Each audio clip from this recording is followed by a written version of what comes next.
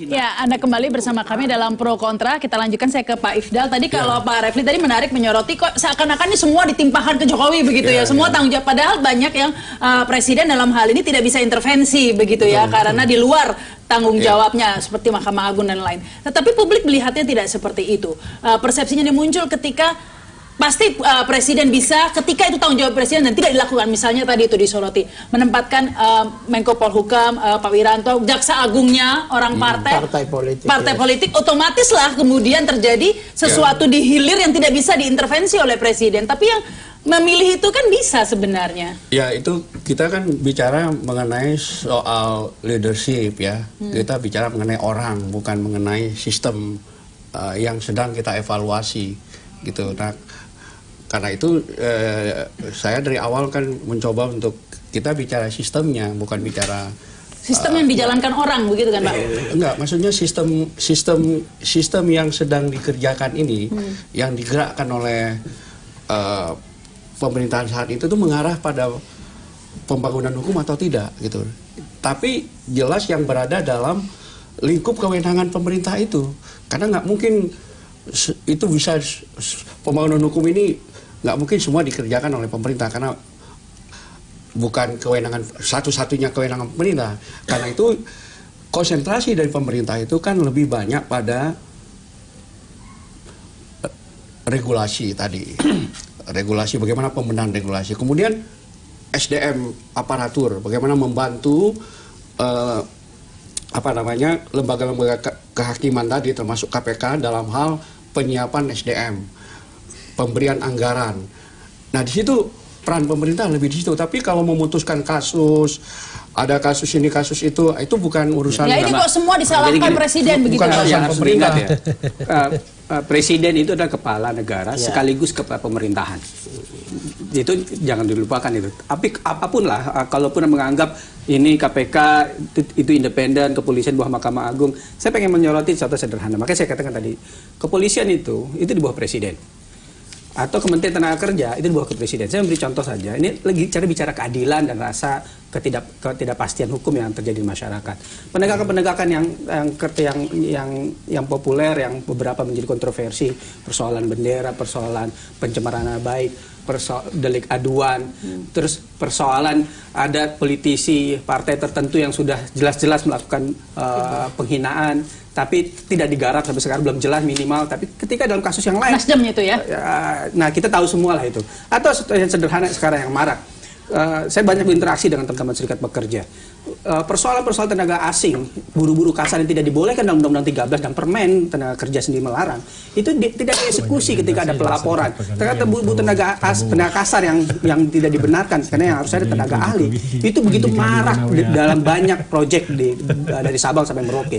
Tapi apa yang realita yang ada ini dibiarkan. Contoh, artinya tidak ada law enforcement terhadap persoalan itu. Tapi itu kan kepolisian, misalnya kayak Novel Baswedan yang itu kan tidak. Kepolisian itu, Kapolri itu di bawah presiden. Kementerian Tenaga Kerja di bawah presiden. Kita bicara apa lagi? Kejaksaan di bawah presiden. Jadi mungkin disambung ini oleh Pak Novel. Ya, kalau menurut saya gini ya, kembali lagi saya ulang bahwa presiden sebagai kepala negara memiliki kewenangan yang kuat, terutama mengontrol di bidang di bidang hukum ya, di bidang politik ya. Karena hukum nasional itu dipengaruhi atau dipengaruhi betul-betul secara serius oleh politik. Itu kita tidak bisa nafikan. Hubungan antara DPR dengan KPK itu menyita perhatian bagaimana potret kondisi penegakan hukum di negara ini betul-betul terabaikan. Ya, jadi pemerintah itu justru lebih memelihara kegaduhan itu terus-menerus berlangsung. Sementara bagaimana mengelola sistem hukum nasional, memperkuat infrastruktur hukum nasional, bagaimana lakukan penegakan hukum secara independen, imparsial dan objektif. Tapi kalau soal itu kurang. Pelanggaran HAM, presidennya siapapun dari dulu juga nggak ada yang bisa. Jadi gini, di dalam gini, baik itu criminal justice system maupun juga human rights justice system, ada dua aspek. Yang pertama adalah pro justisia. Pro justisia itu merupakan kewenangan penegak hukum, memang sulit sekali diintervensi. meskipun presiden sebagai kepala negara dalam hal-hal tertentu kekecualian ada amanat dari kebijakan politik nasional menghendaki itu.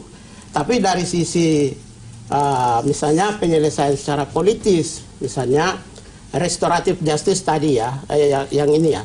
Kalau restoratif justice itu presiden memiliki paling tidak ada relasi yang kuat dengan orang-orang yang dia bisa memerintah untuk menyelesaikan secara damai, ya, secara adil dan secara jujur yang berorientasi pada terpenuhinya rasa keadilan bagi warga negara. Ya. Sekarang kalau kita lihat ini aspek yang kedua ini, negara ini makin tidak progresif untuk membangun sistem hukum nasional yang berorientasi pada keadilan melalui proses non-judisial. Itu yang menurut saya beralih ke Pak Refli ya. Maaf ya, sementara proses judisial dibiarkan, tetapi tidak diperbaiki, bahkan institusi kalau mau hukum jujur dari hati kecil begitu ya Pak. Memang dari dulu memang selalu terjadi ketimpangan keadilan ini ya, siapapun presidennya sebenarnya. Tetapi mungkin ini persepsi, tapi akhir-akhir ini kok semakin terang, semakin mencolok mata begitu ya Pak ya. Tadi itu ada pengurus partai politik bisa bicara apa saja, sementara ada yang cuma bicara apa di acara TV langsung ditahan begitu kan ya Pak ya? Saya sih sebenarnya pengen menggoda Pak Ifdal ya, ketika jadi ketua Komnas HAM itu kira-kira mengeluh nggak dengan masa pemerintahan SBY ya, atau masa pemerintahan Gus Dur atau Megawati. Jadi saya kira begini, kalau kita mau melakukan evaluasi, itu pasti ada perspektif negatif dan perspektif positifnya. Saya tadi kan coba balance kan, saya katakan yang positif ada, yang negatif ada. Ya. Tapi ini negatifnya esensi gitu loh Pak masalahnya, yaitu penegakan hukum, yang substantif. Makanya saya katakan, kalau kita bicara law enforcement itu kan hulu dan hilir. Ya, hulunya maka kita cek satu-satu. Hulunya bisa saja di kejaksaan, di kepolisian, di KPK, kan? Hilirnya di pengadilan. Nah, yang jadi masalah adalah kalau tadi itu kejaksaannya ketika itu presiden malah milih partai politik begitu kan Pak tadi? Ya saya juga mengkritik kan. Oh iya mengkritik juga. Dari awal kan saya juga mengkritik. Saya termasuk orang yang mengatakan bahwa ketika memilih jaksa agung itu keliru. Saya bahkan menulis sebelum itu ya. Nah, tetapi yang ingin saya katakan adalah bahwa kalau kita misalnya letakkan kepada leadership ya dalam reformasi hukum secara keseluruhan, saya kira nilai Jokowi belum besar, ya. Tetapi yang kita harus balance juga, nilai presiden-presiden lainnya juga belum besar. Nilai SBY belum besar, nilai Megawati belum besar. Nilai nah ini trennya bagaimana Pak? Memang yang dulu juga nggak terlalu baik juga, tapi ini trennya penegakan hukum ini semakin membaik trennya, atau penegakan hukum nih pertanyaan saya, atau semakin memprihatinkan? Saya kira sama saja. Sama saja. Kalau misalnya levelnya 6, misalnya benchmark kita 6 itu level normal, maka penegakan hukum kita dalam semua era masih di bawah 6. Jadi belum naik, sama seperti IPK, Indeks Perception Corruption.